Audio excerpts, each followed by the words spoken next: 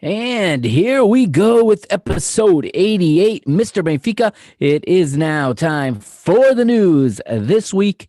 And this week we start off in women's football in one of my favorite departments. It's women's football, and Benfica ladies are in the cup final. That's right. The Benfica ladies are in the cup final.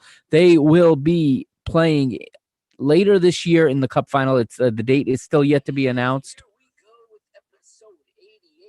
And so I apologize for that technical difficulty there. As you know, I am not the world's best YouTuber yet, but a special welcome to everybody watching on YouTube now, as we have gone live. That's right, I am live right now on YouTube. And as I was saying, women's football has moved forward. They have progressed to the final of the Portuguese Cup. They have won yesterday 2-1 over Famalicão in the semifinals. The game was played on the road, Benfica in Famalicão, and it took a 92nd minute goal from Chloe Lacasse to turn around the result and to get Benfica into the final. She scored on an assist from Ana Vitória. Benfica were really up against it, though, in this match. Famalicão gave us all we could handle in this match. Newly promoted Famalicão. Coached, of course, by our former manager, João Marques, and he had his team ready to go. He had his team prepared. You could tell he knew the Benfica team very well. He exploited weaknesses. And I've said before, I said in a previous episode, this year's Benfica women's team is not the same powerhouse that we've seen in the past past season and a half. Last season was cut short, unfortunately. So a lot of the firepower is gone. It's not the same level Benfica. I'm very concerned going into the Champions League with this team. However, we do have our way made into the final, of this Portuguese Cup. The other semifinal will be played next month between Estoril and again Sporting Braga. Like I said, the game was won in the 92nd minute. Chloe Lacasse, the Canadian, scores on an assist from Ana Vitória, and she sends the Águias through. Later this week, of course, on Saturday, the Águias will return to Liga BPI play. They're traveling to Madeira to take on Marítimo this week. And after that, the women will go into an international break where there won't be any games for a couple weeks. And speaking of international breaks in women's football, announced this week, Benfica's 4 ladies have been selected to represent Portugal in the next international break in Euro 2021 qualifying matches against Cyprus. So it will be Carol Costa, Andrea Faria, Matilde, and Silvia Rebelo that have been selected to represent Portugal in that double round, or that home and home with Cyprus. Which will be played, with the first game being played on the road in Cyprus on the 23rd of October, and then the two teams will travel to Portugal for the reverse fixture on the 27th. Good luck to Portugal, and congratulations to the Benfica ladies. And now a shout out for everybody watching. You can see this scarf behind me. I do want to give a shout out before I go any further. That scarf is for American Third Division Club. NISA is the name of the league. That is Detroit City FC, the national champions of the third division here in the United States. The NISA champions, Detroit City, last Friday night, victorious over Oakland in the final. They are the national champions. They are one of the best supported clubs in the United States of America. If you don't know, if you're not from the United States, you probably never heard of them because they play at such a low level. And of course, American football or American soccer in this case, with the ridiculous pyramid system we play with here, there is no promotion. So Detroit City FC cannot be promoted to the next level, but they have phenomenal support. They have a hardcore fan base, and this championship is well deserved. Now, moving on from there, we move to men's basketball, and they opened the season last weekend with a 92-66 win on the road at Cabo Madeira on the island. This Saturday, the Eagles will host Imortal. at the Pavilion Fidelidad. Men's volleyball comes from behind, down 2-0 to win 3-2 in the Super Cup last week in Abilus. That's right. Benfica beats Sporting in men's volleyball to win another trophy. It's been a complete hegemony of Benfica trophies in men's volleyball, and they add another one to the trophy case, winning the Super Cup. And this coming Saturday, the two squads will face off once again at the Pavilion Joel Rocha, as Benfica will take on Sporting. They'll travel to Sporting, if you will. And we will move on from there to, speaking of Benfica Sporting, last Saturday, the Eagles and Lions played to a 1-1 tie on the quad skates, I should say. Rink hockey action. Benfica's goal was scored by the Argentine skater Lucas Ordonez. If you follow me on Instagram, you saw it in my Instagram story, as he drew the game level and brought Benfica even, and the game would finish 1-1, as both teams now sit at 2-0-1 in third and fourth place, respectively, in the Rink Hockey League. And of course, I said this, I believe, in the last episode. In this season, starting this season, Rink Hockey's champion will not be decided in the regular season. It's not a regular home and home the way we have in football.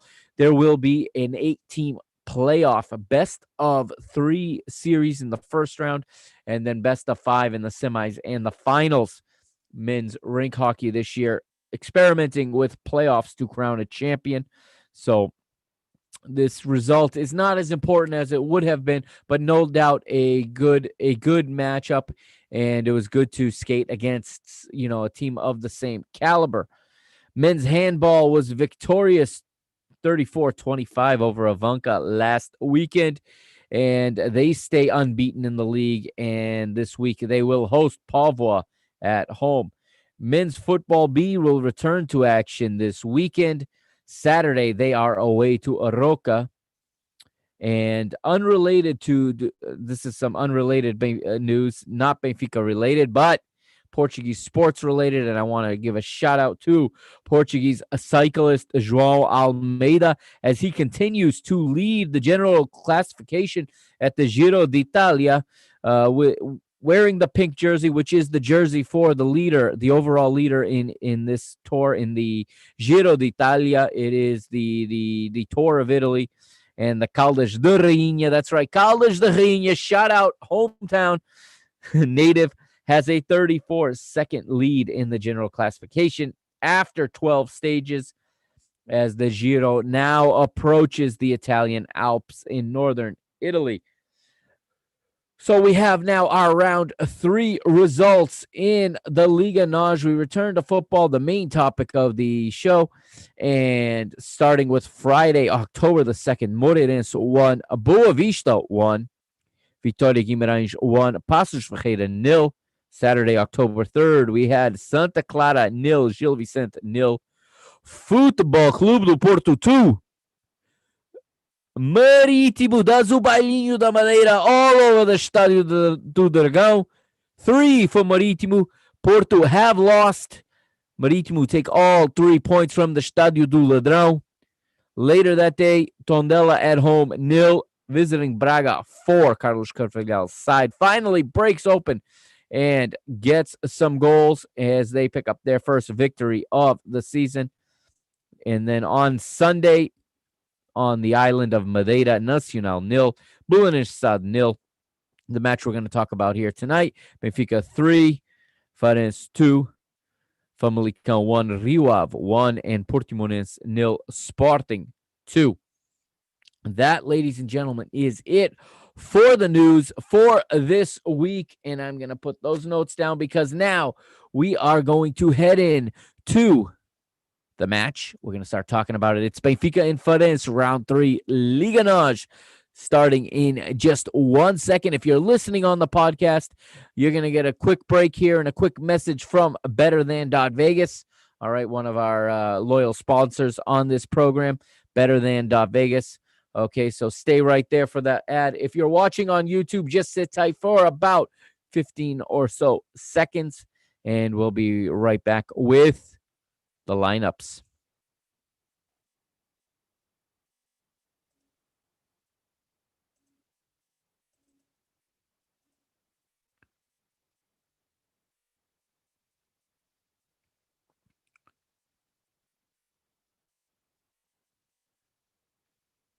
And welcome back to Mr. Benfica. It is round 3 Liga Naj. And what I have in front of me here, if you're watching on YouTube, you can see, courtesy of ESPN.com, the lineups for this match. And I have them in front of me as well, as we have here Benfica taking on the visiting Farense, newly promoted Farense, who gave a very good account of themselves, no doubt, in this match. And we'll start with the lineups first for the visitors. From the Algarve, they are managed by Sergio Vieira. In goal, the veteran Rafael Defendi. 4 across the back for Farense. It's Alex Pinto on the right, Cesar on the right center. Left center is Casio, and the left back is Fabio Nunes. 3 in midfield for Farense. It is Fabricio Isidoro, Claudio Falcão, and Amine Odori Idrissi. 3 in the attack. Down the right, it is the former Messi of Al Kushit, as they called him. It is Ryan Gould. And in the middle, you got Nikola Stojikovic.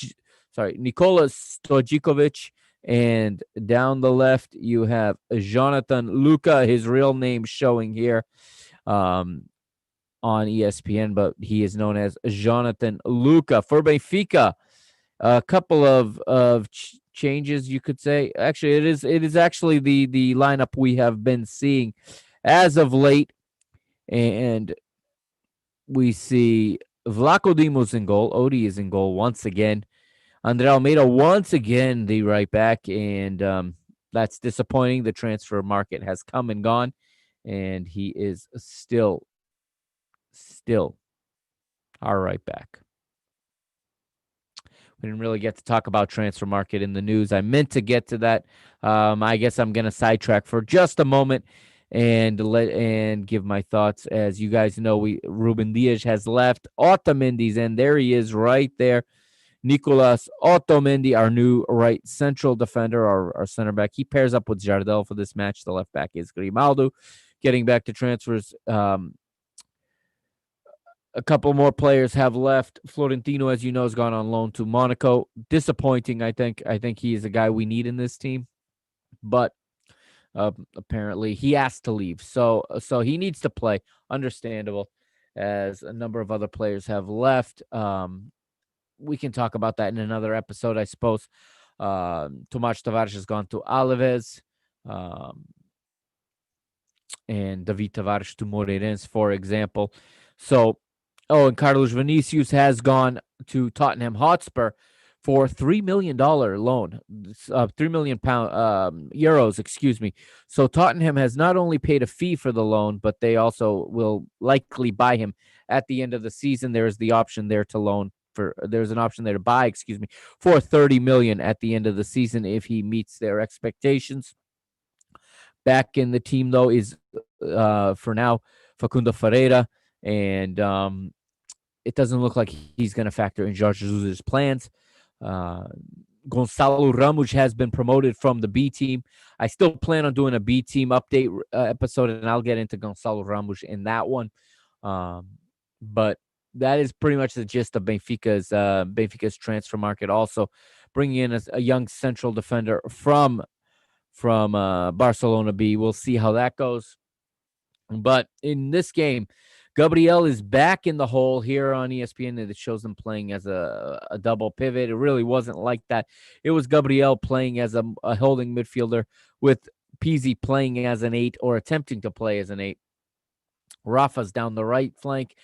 Everton, Cebolinha down the left flank, and up front, Darwin Nunez and Luka Waldschmidt. So that is the lineup for this match, as we're going to go back to the screen here. And we start off with the kickoff, and Benfica will kick off first, obviously.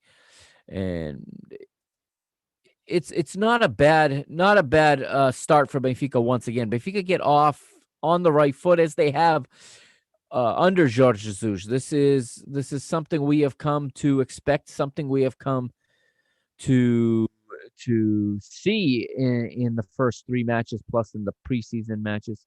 In the third minute already, the first attempt of the game, it went for Farense, although Benfica did start well, but the first attempt of the match went to Cesar Martins. He had a header from the center of the box. It was saved in the top corner by Vlachodimos in the goal. Sorry. And we move forward to the 7th minute. So Darwin Nunez has a right-footed shot from the center of the box. It's saved in the center of the goal, assisted by Gianluca Waldschmidt. So Waldschmidt setting up Nunez. This partnership, I really, really like this partnership. I really like the way they play together, okay? And what I like about this is little by little, Jorge Jesus is turning this team back. Not back, but he's turning this team little by little into something that really looks like his Flamengo team from last year. He's missing some pieces still, but there is clear similarities between Waldschmidt and Darwin. That partnership looks so much like Bruno Henrique and Gabigol from last season in Brazil. No true, box presence, number 9. They're both mobile forwards. They move for each other. One gets in behind, the other checks too. They work together well. I'm really, really excited to see how this partnership will grow as they continue to get to know each other better. We move ahead, and it doesn't take long for Benfica. In the 13th minute, we have an attempt missed as Pizzi has a right-footed shot from outside the box. When he gets on the end of a pass from Everton, he's close, but he's just wide to the right. But 1 minute later, those of you on the podcast, have a listen. Those of you watching on YouTube, sit still for just about 5 to 10 seconds, and we will talk about it. Okay, here is Pizzi, and here there's a couple important players in this play. So check this out if you're listening on the podcast on YouTube. Just sit tight for a second.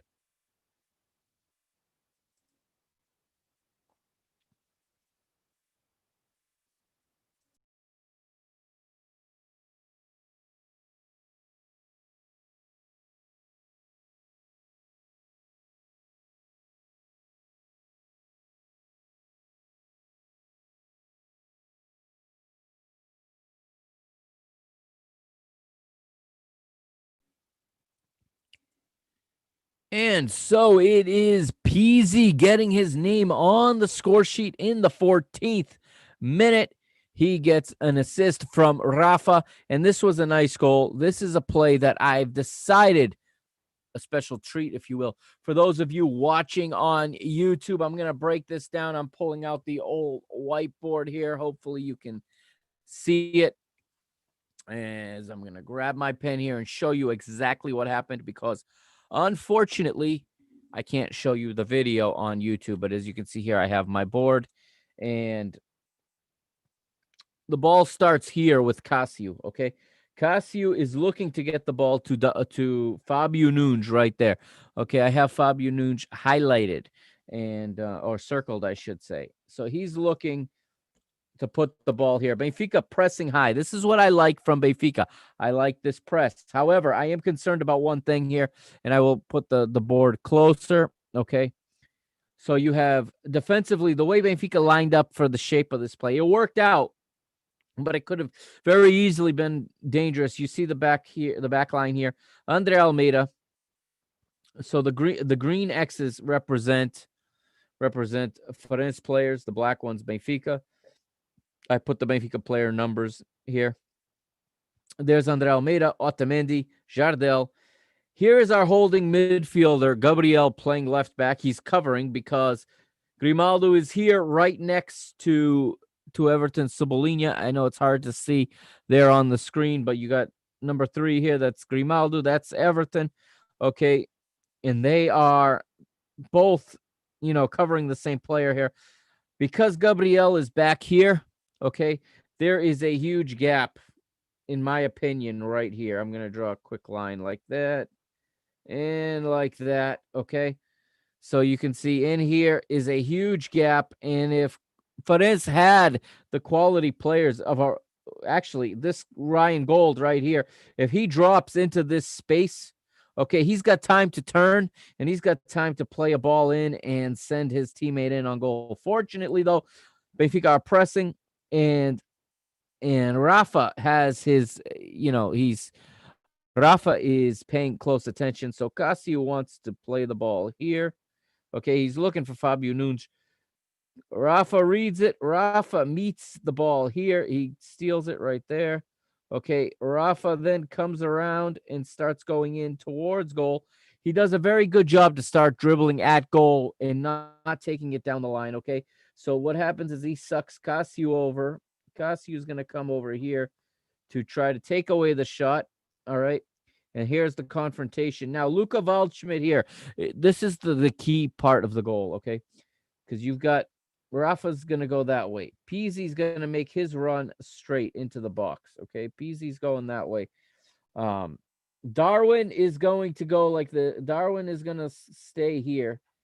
He could go to goal. He's not going to, okay? Darwin is going to keep his man marker, who's right here. This guy's going to try to get goal side on Darwin. Darwin is going to keep him here and keep him out of the middle, okay? This is a good play from these players here. As Rafa's coming in from here, Luka Waldschmidt decides to make his run this way. Luka Waldschmidt overlaps, comes over here, okay?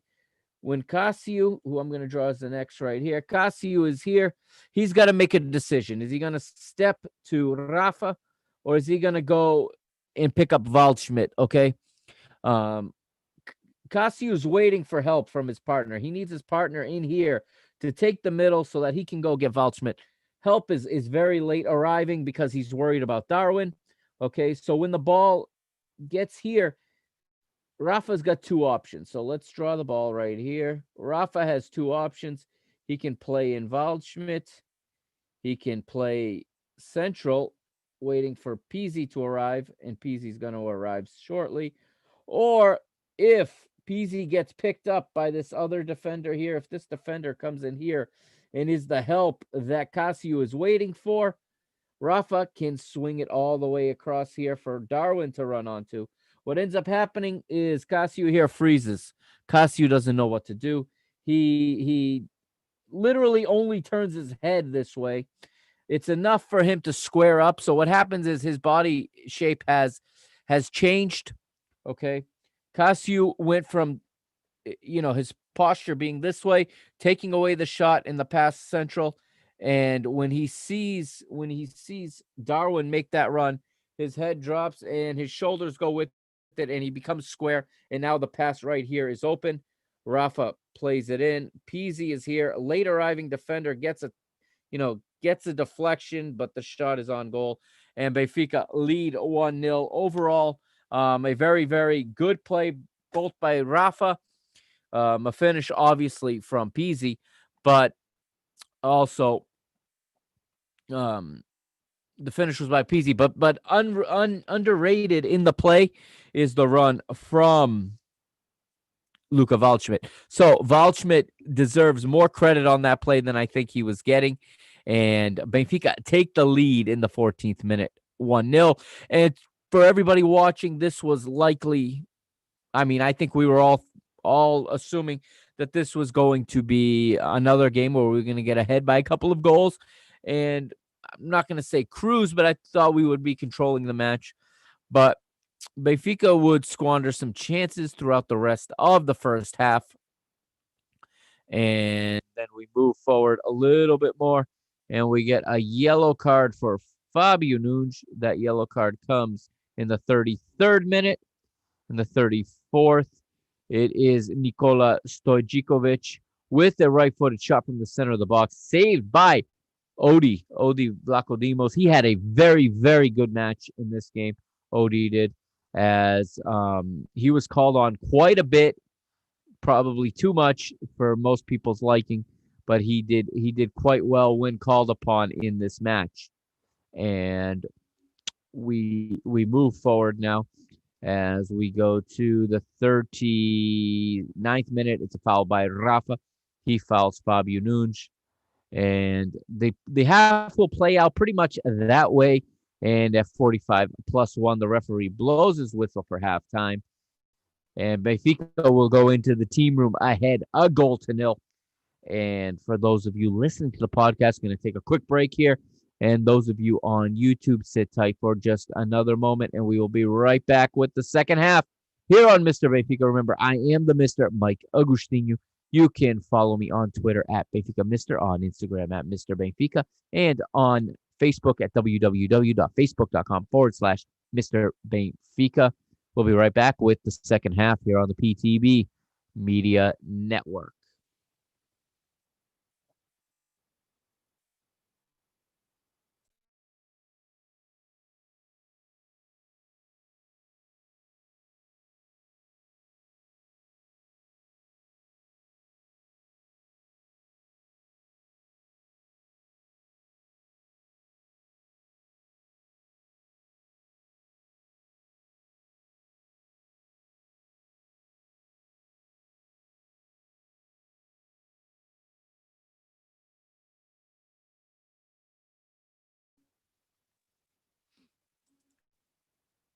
And welcome back to Mr. Benfica, episode 88, Benfica versus Farense.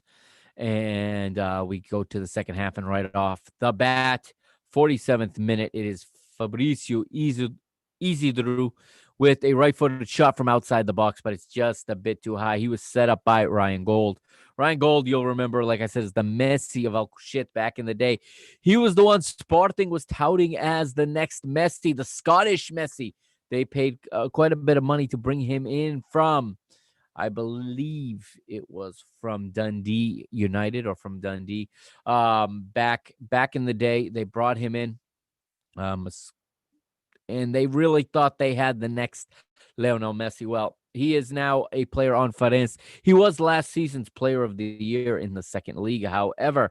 And moving forward, we move to the 48th minute, and this is the first moment of real controversy, in my opinion. Okay, I see this as a controversial thing. I see. How do I? Okay, so Farense are attacking. Okay, Nikola Stojicevic is coming in on the air. Nico Otamendi gets his foot in. Okay, for me, he gets the ball. Okay, that to me is not a penalty kick. Okay, I have said time and time again, or I've said this time and time again, that in this age of VAR, if there is contact, it's a foul. Okay, so on that principle, yes, I can live with this penalty being called, but I don't agree with the call, but I can live with it. Okay, I can live with this penalty being called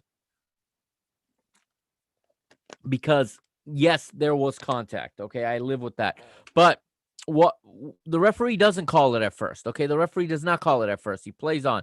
Finally, the ball goes out of play, and the referee will go to the VAR to watch it.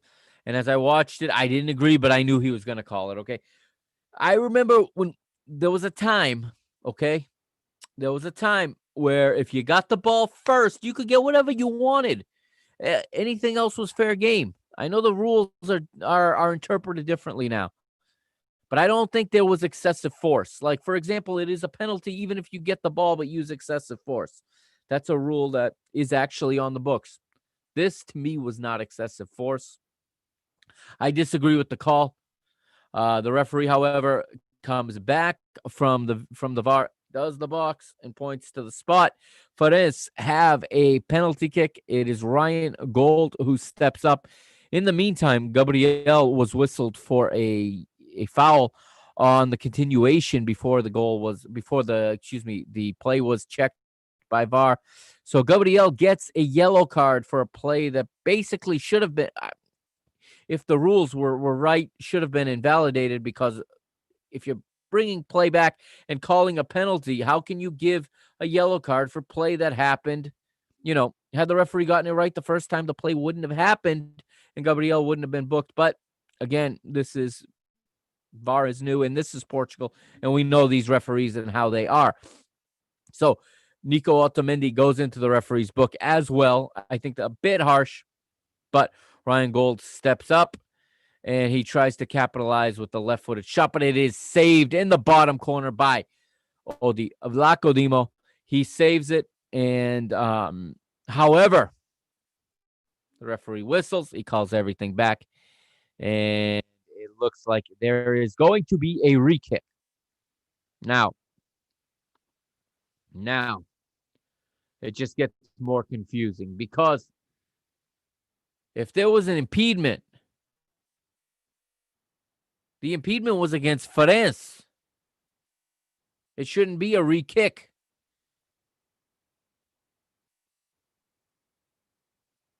The penalty kick was saved. However, it looks like Odi was called also. If you listen to Elder Kundut on BTV, he stated that Odi was behind the line, and you do have to have at least 1 foot on the line. That is the rule. And apparently he had both feet behind the line. I don't know. I never got a really accurate answer as to why this was called back. But Ryan Gold takes it again.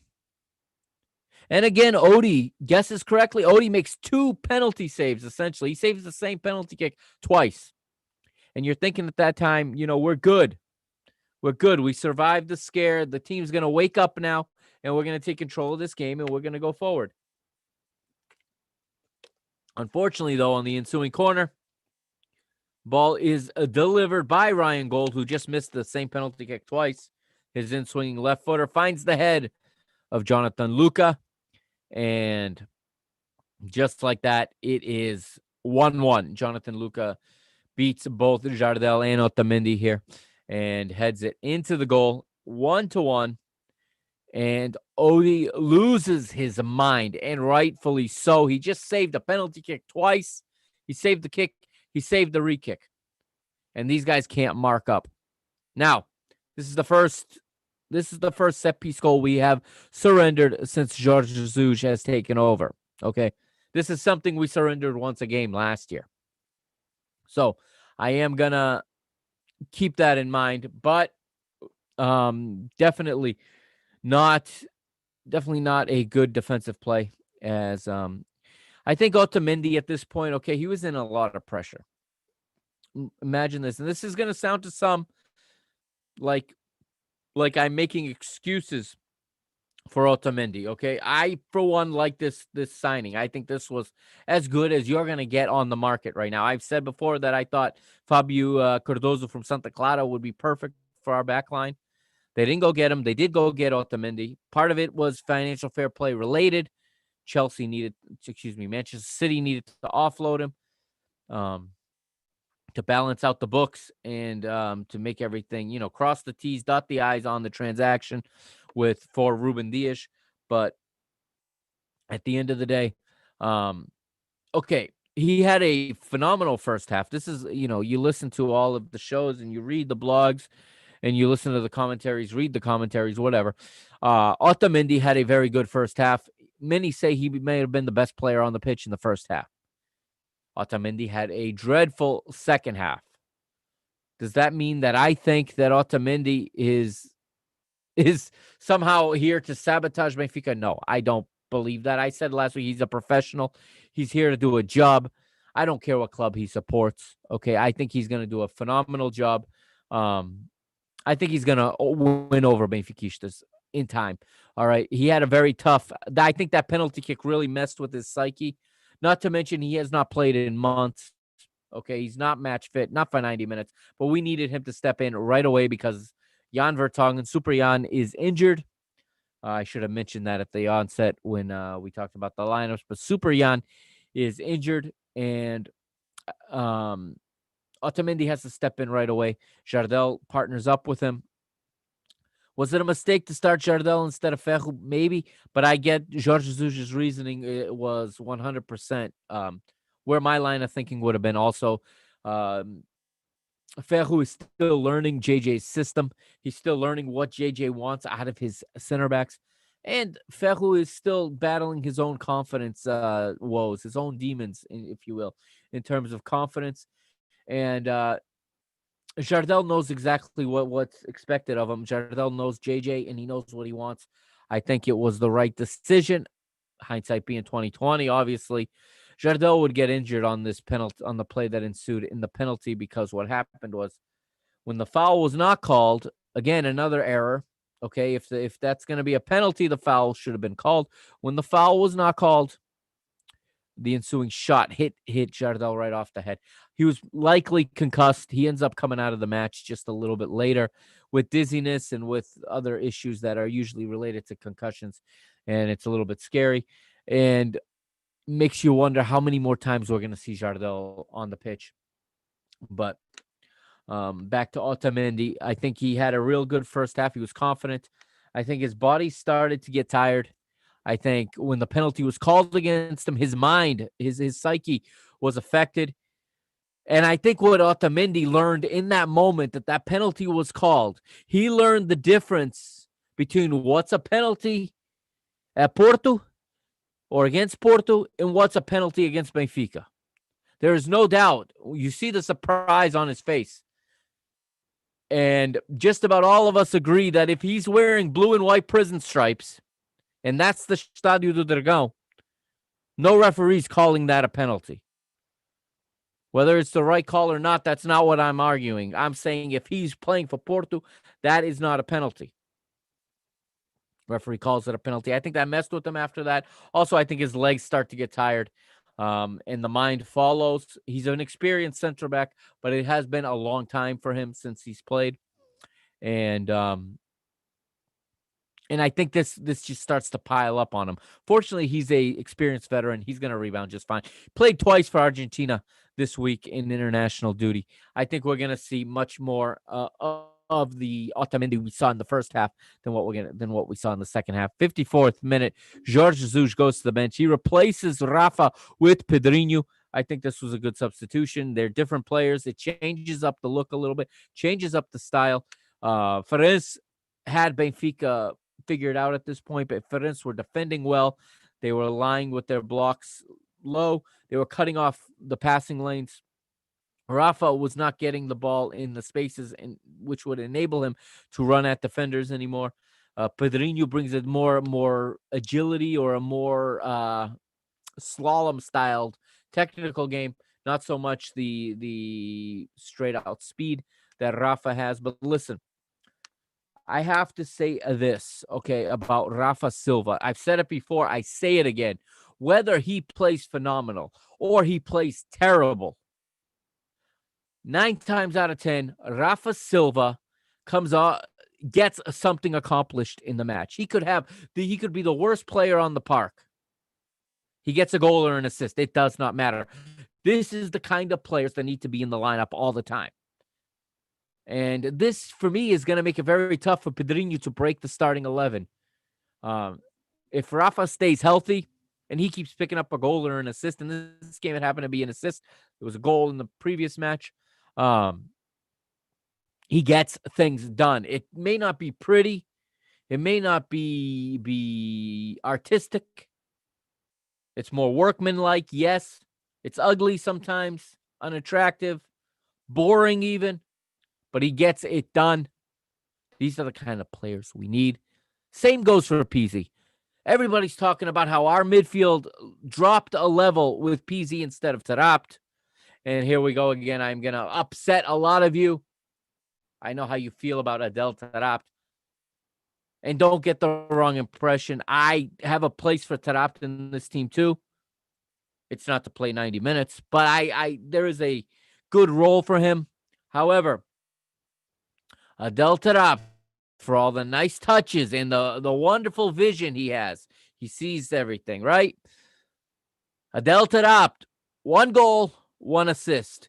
It doesn't matter how well you play if you're not getting production. Now, you can argue that perhaps his play leads to other players getting goals and assists, Perhaps that's the case. I know with Gabriel 2 seasons ago, when I started this show, I mentioned every week that right before the assist, the pass was made by Gabriel. I don't see that from Adel Tarabt. It happens sometimes, but it's not happening all the time. And in that position, one, he doesn't have the lungs to go up and down. Okay.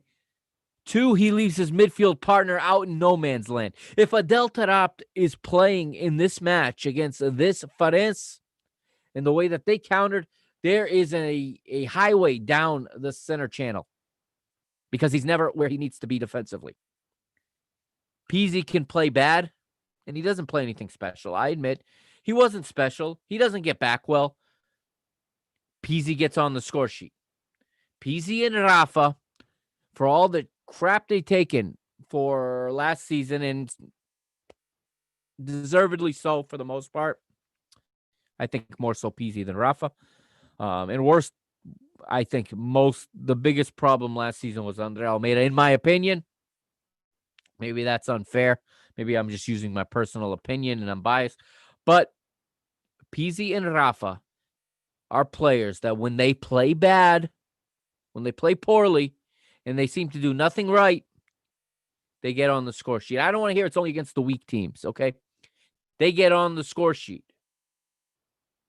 Adel Tarabt gets on the score sheet twice a season, whether it's a goal or an assist. Listen, Adel Tarabt is a good player. He's a skilled player. He doesn't have the lungs to go 90 minutes. Adel Tarabt would have been perfect if he were healthy to come into this match at the exact time Pedrinho came into the match. Okay, when the other team is figuring us out, when the other team is starting to take away our lanes, that's where a player of Tarapt's ability suits in. He can come in, he can get between the lines, get into the open spaces, and find our attackers.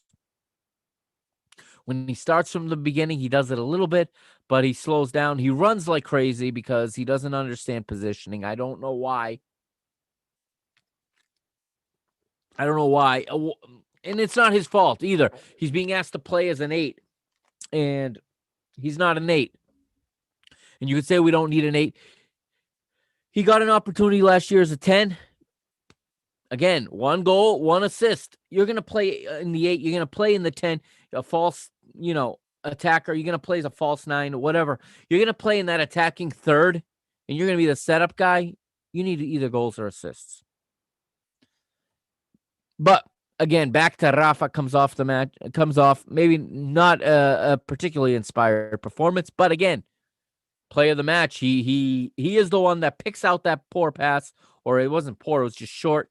He reads it, he times it perfectly. He runs at the defender, runs at the right angle to allow his teammates to make the runs off the ball to open the space that opens a channel for Peasy to come waltzing right in and put it in the goal.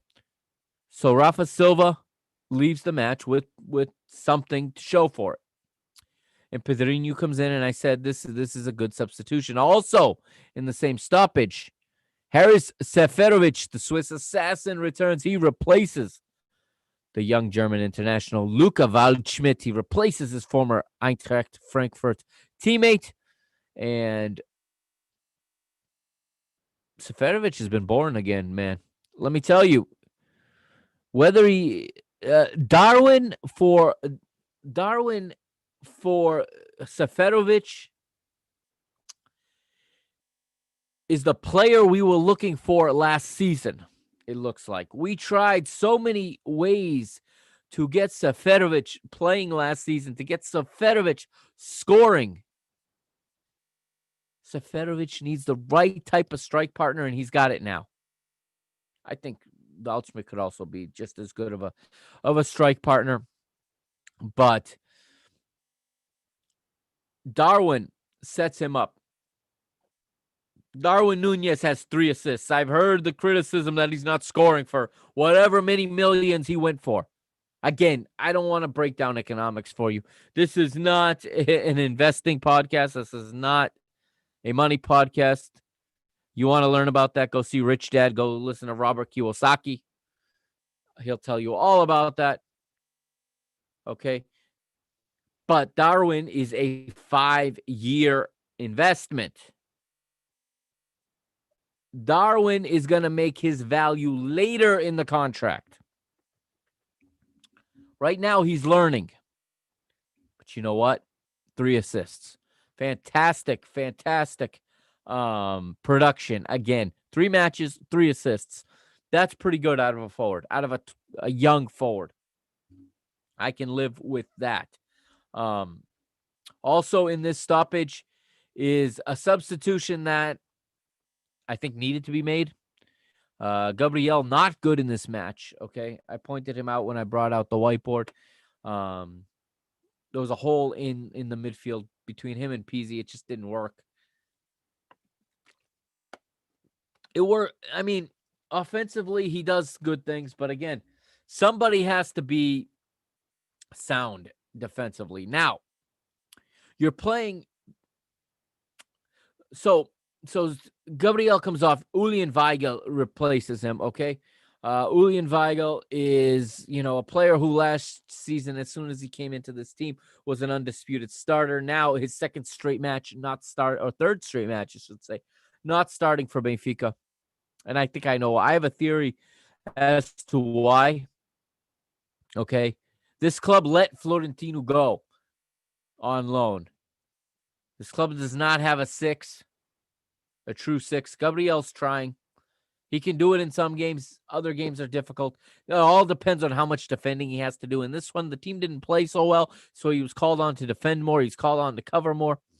What I would have done, and I'm in no place to critique or to second guess Jorge Jesus, but what I would have done in this match, and I think JJ, when he reviewed this match, when he analyzed it, with hindsight again being 2020, I think JJ probably would agree with this.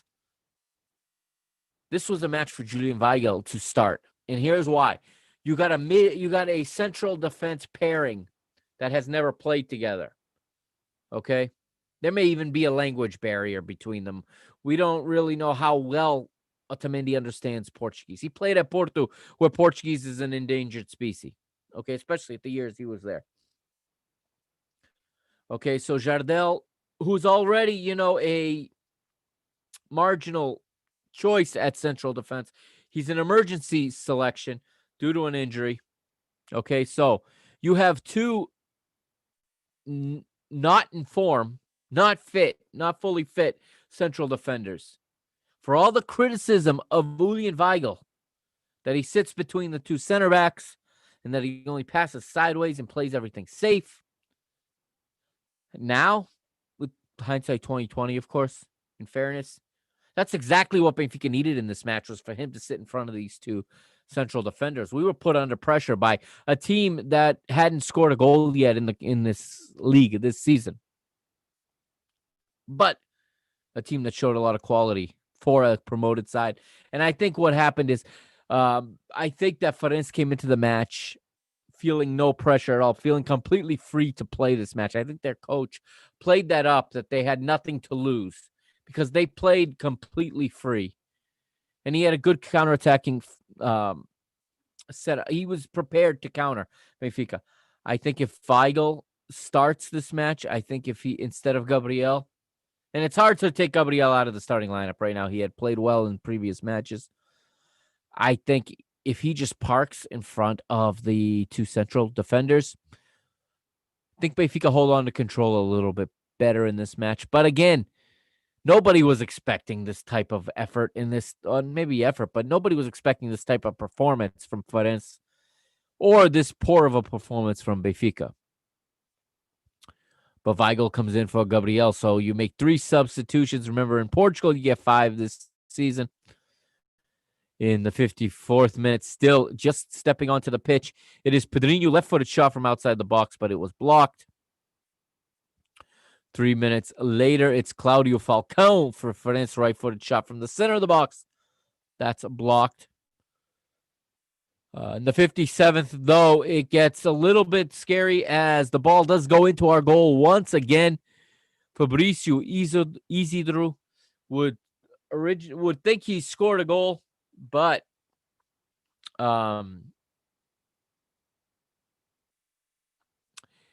Benfica players are calling. They're calling for it.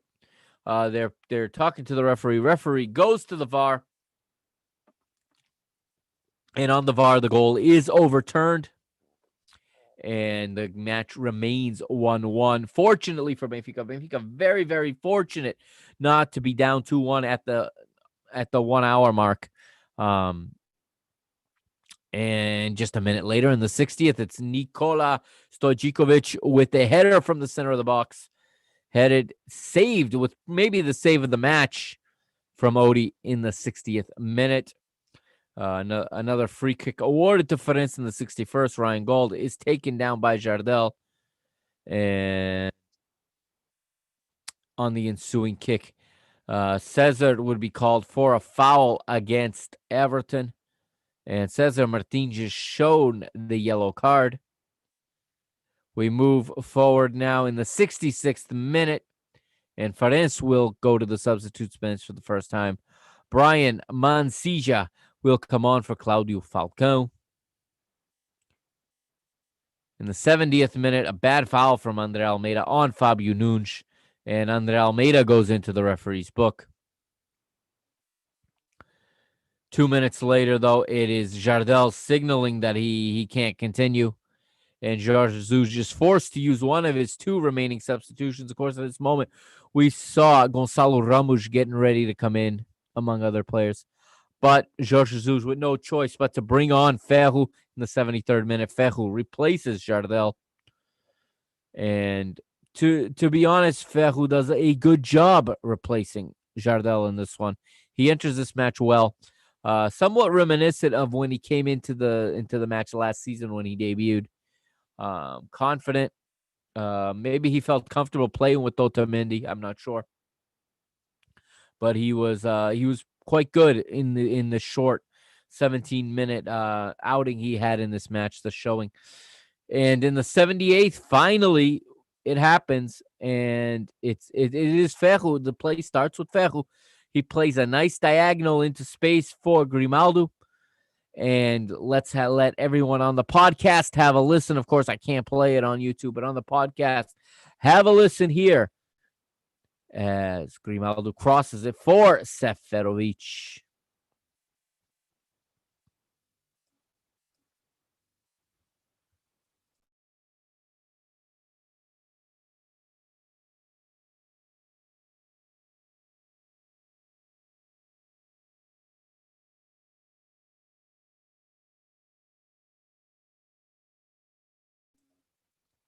So Seferovic, the Swiss assassin, on the end of a Grimaldo cross at the far post. A very nice cross from Grimaldo.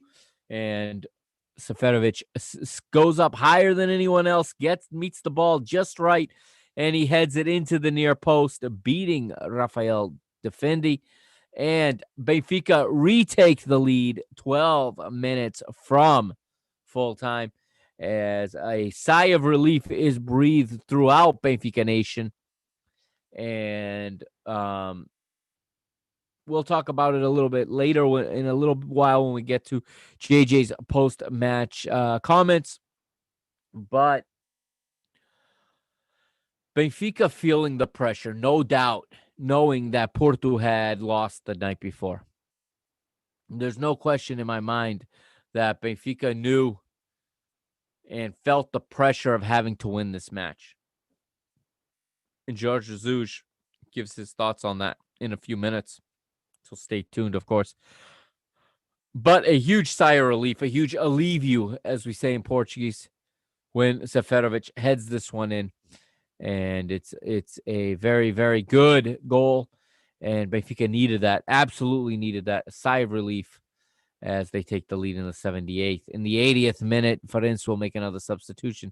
Patrick comes on. He replaces Stojikovic. And also Hugo Seco comes on, replacing Fabrício Isidoro. 82nd minute, it is Cássio winning a free kick in the defensive half as he's fouled by Pedrinho. And still in the 82nd minute, Pizzi is fouled in his half by Patrick. The ball would be knocked around a bit, and Benfica would recover it here in their middle third. And again, for the podcast listeners, here's Helder Kundut with the call on BTV.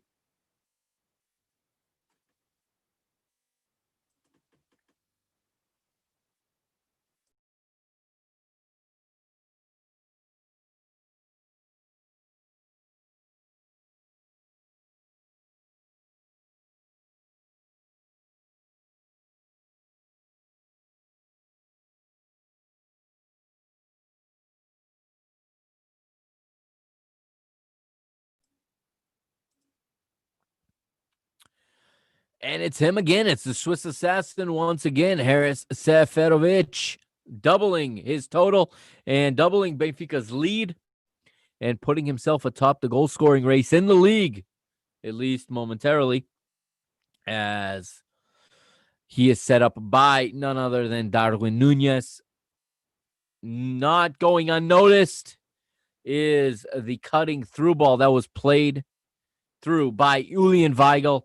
For everyone who says he only passes sideways, for everyone who says he just sits in front of the defenders, Julian Weigl collects this ball. He intercepts it in the middle third and carries it.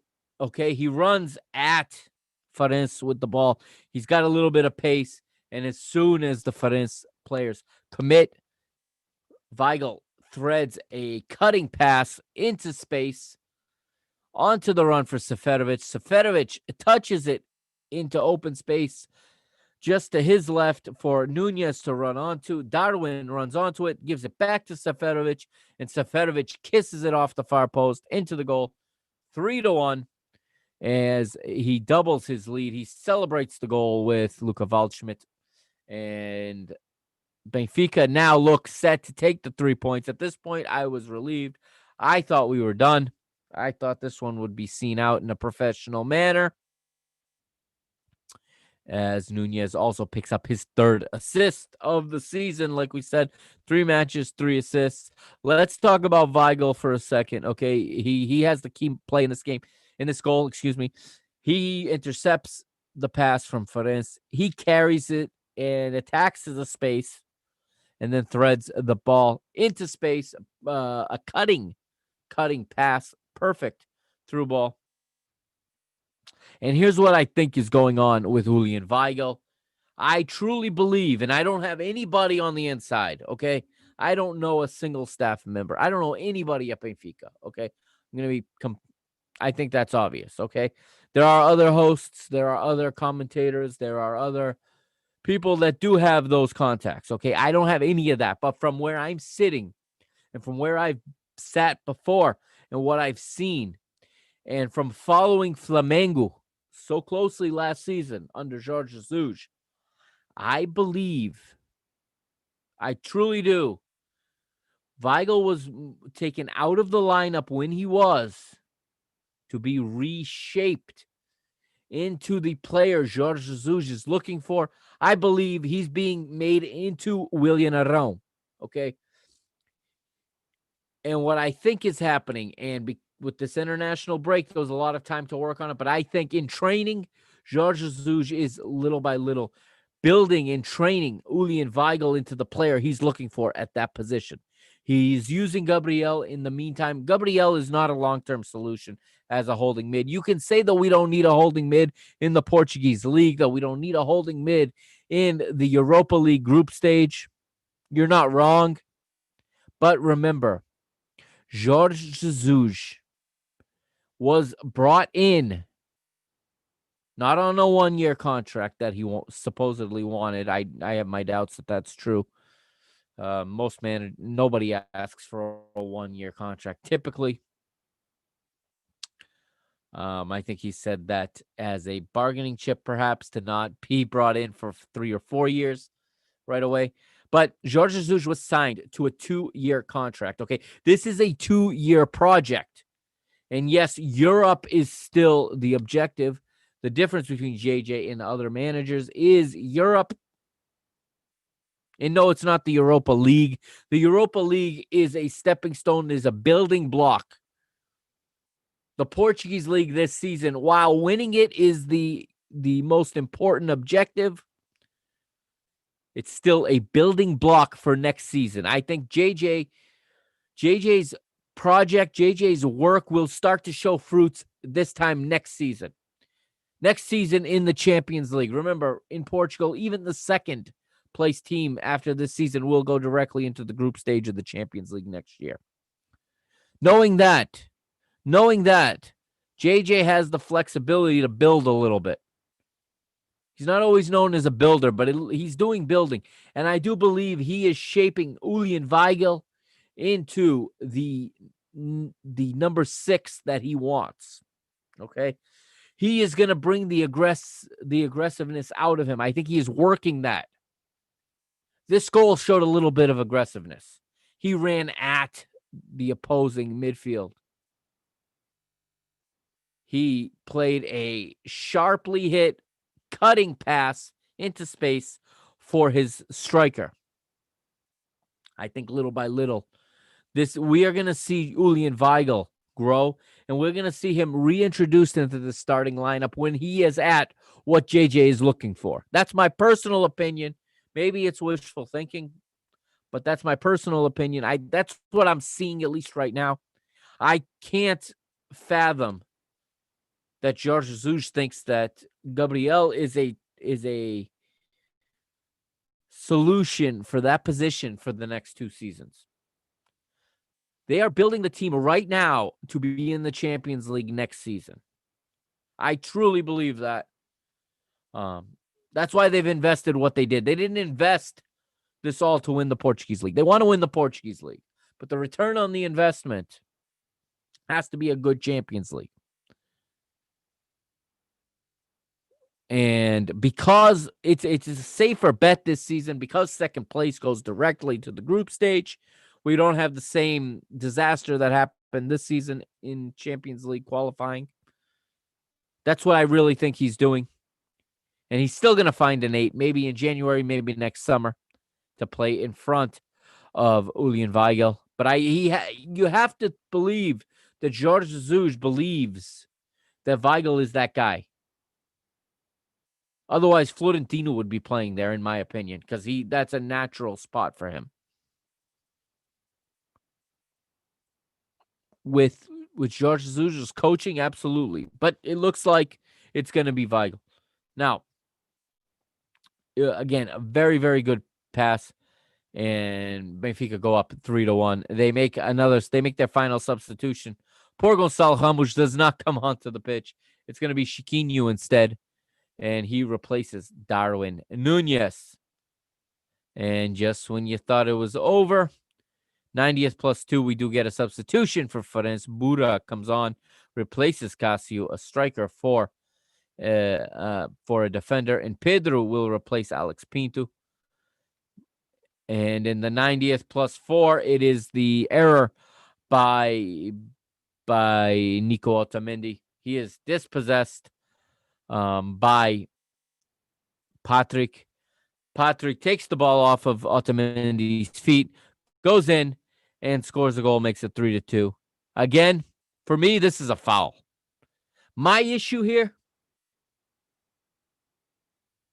why it's a goal. Why was this goal not checked with VAR? If the referee is so sure he didn't make a mistake on this play, that he didn't need to check it, that he didn't think there was an obvious mistake. Because if you watch the replay, it's an obvious mistake. There's every bit as much contact on Otamendi's leg on this play as there was on the penalty going the other way. But they don't check. Why? Conspiracy theorists will say because they know they'll have to call it back. I don't know. It just seems like these things happen to Benfica. And what ends up happening is it makes a disaster of a debut for Nico Otamendi. Worse than it needed to be.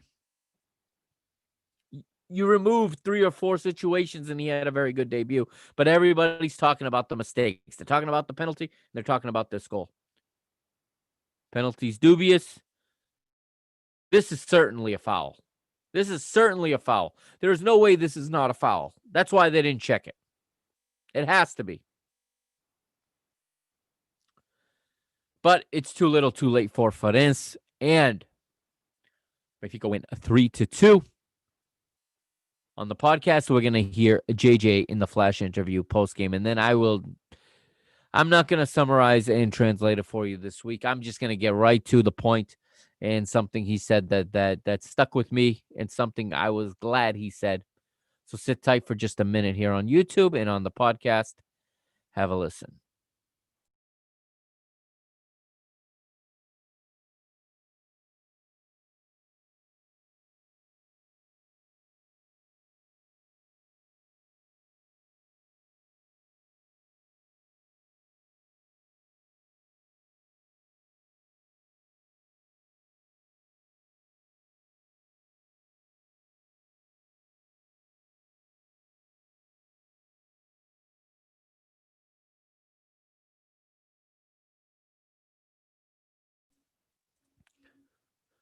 So the important thing there that JJ said, okay, is that he noticed the team different today.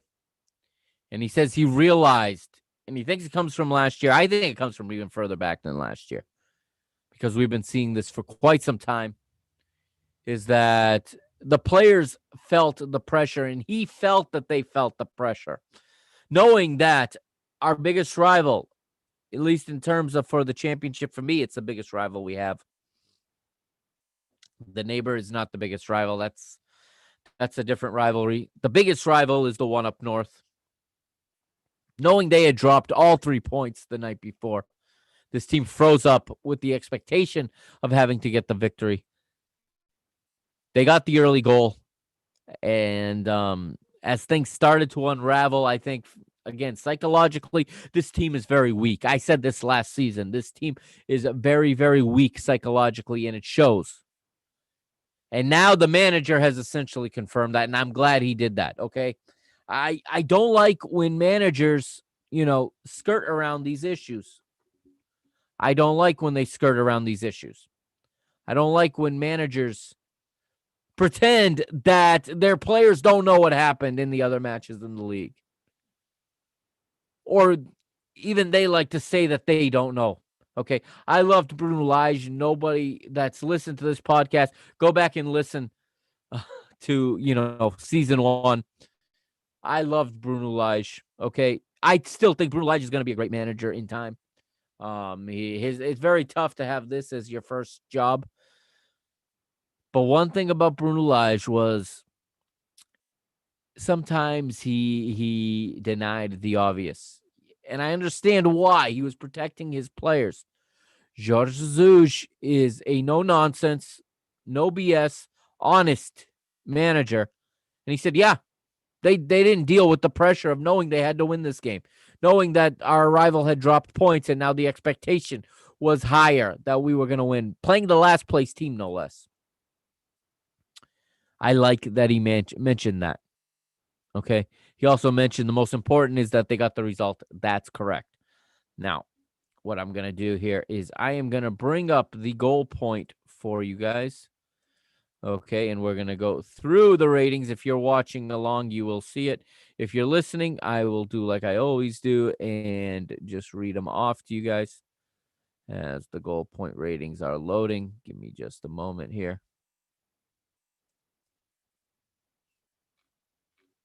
And of course, my screen is freezing as it always does. All right. Now I'm bringing them up.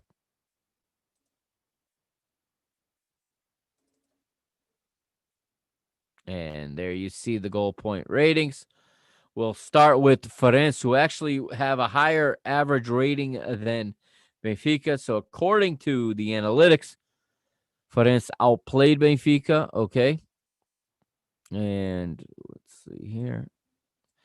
Farense, as you see here, with a 2.0 expected goals, as was Benfica. Benfica with an average 5.74, Farense 5.93. Rafael Defendi, 6.2 in goal. Alex Pinto, 6.0. Cesar, 6.0. Cássio 5.5, Fábio Nunes 4.5, Reingold 5.6, Fabrício Isidoro 6.5, Falcão 5.8, Amine 5.8, João Luca 8.1, and Stojikovic with a 6.0. Off the bench, Mansilla, 4.7, Patrick 6.3. Benfica, their highest rated player in the match for Benfica here was Odie in goal, and that could be concerning. But you know what? At the same time, this is why we have goalkeepers. This is a guy who seems to never be good enough for everybody. Okay, this is a guy who we always talk about, another goal.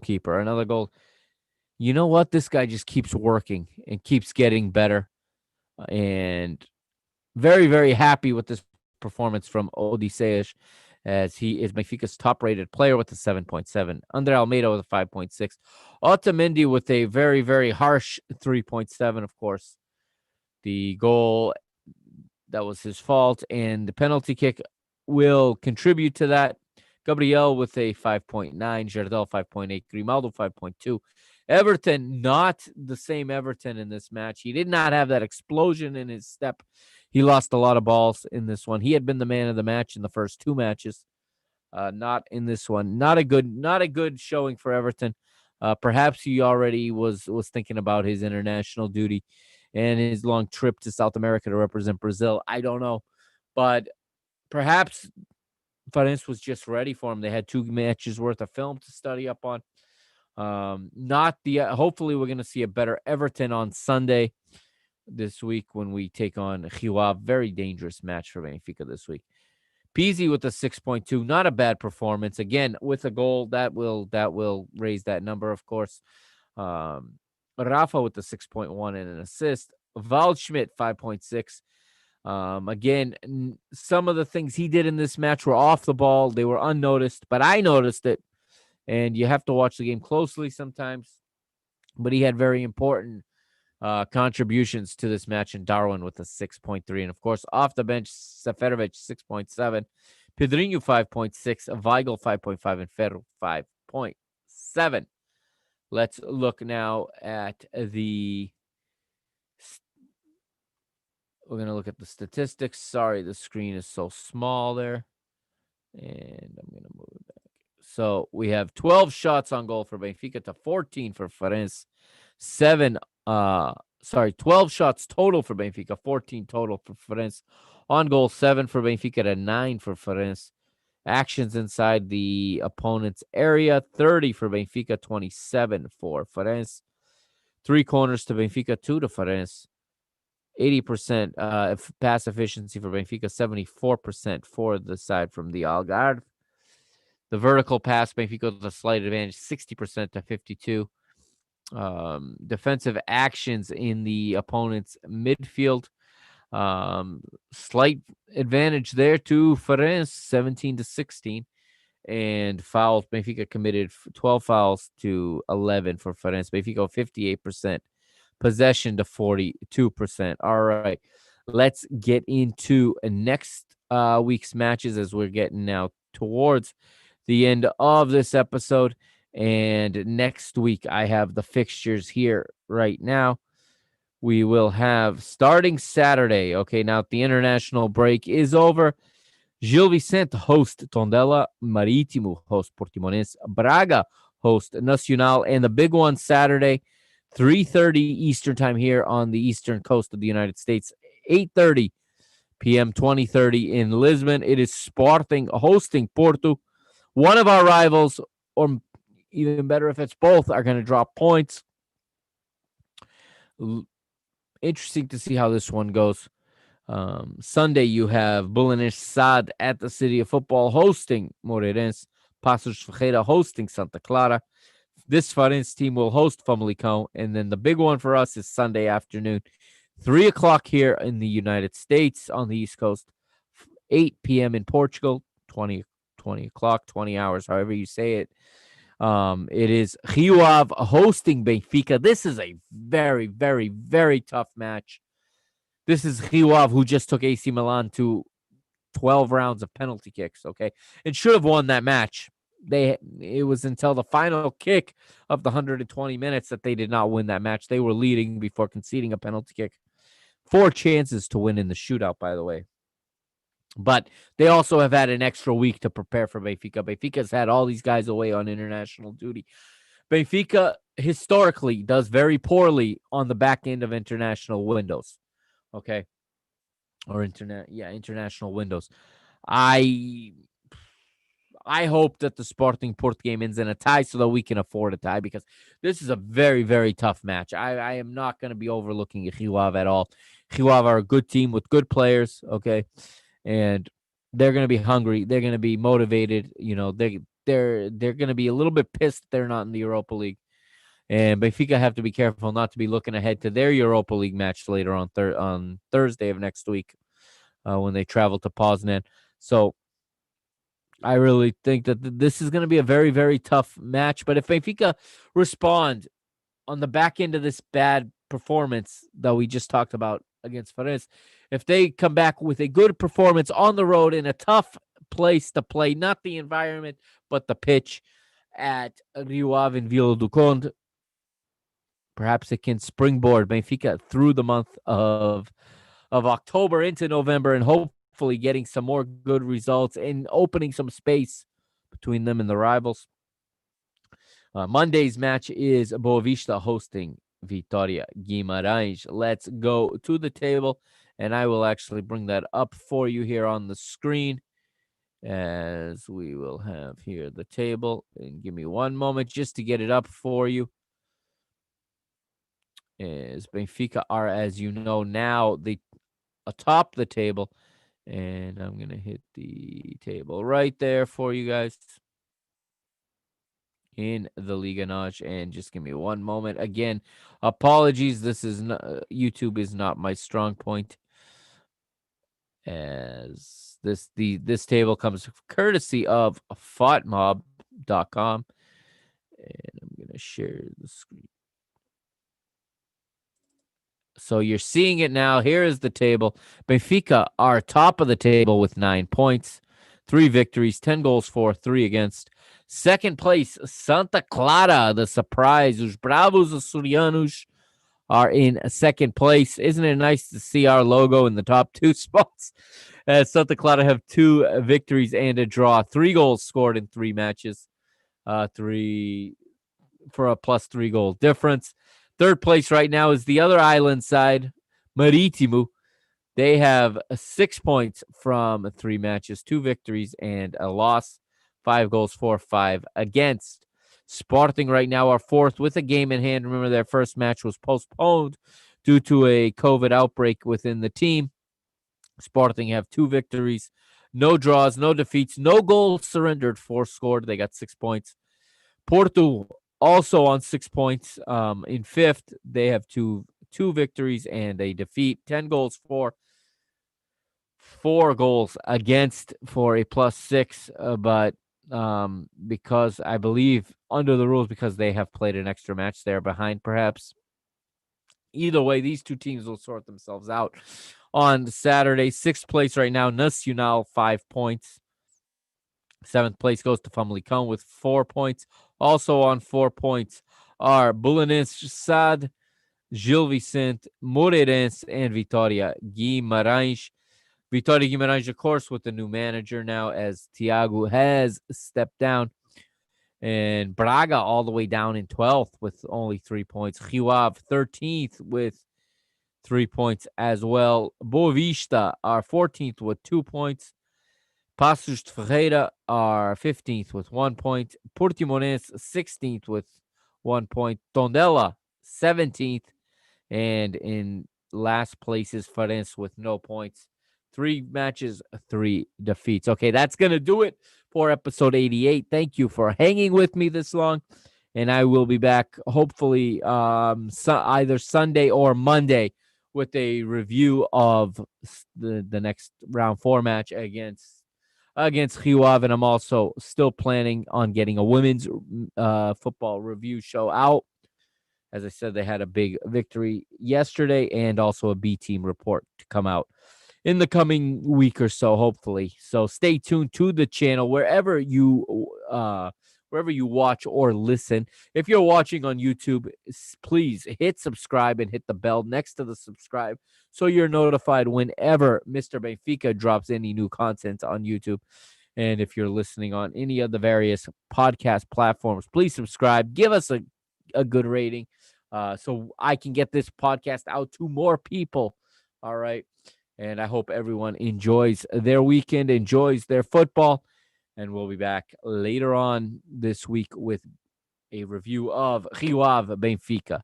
This is going to do it for episode 88. I am the Mr. Mike Agostinho signing off. Carrega Benfica. Força Benfica. We are Benfica. Et pluribus unum of many one. Dam U38. Bye, everybody.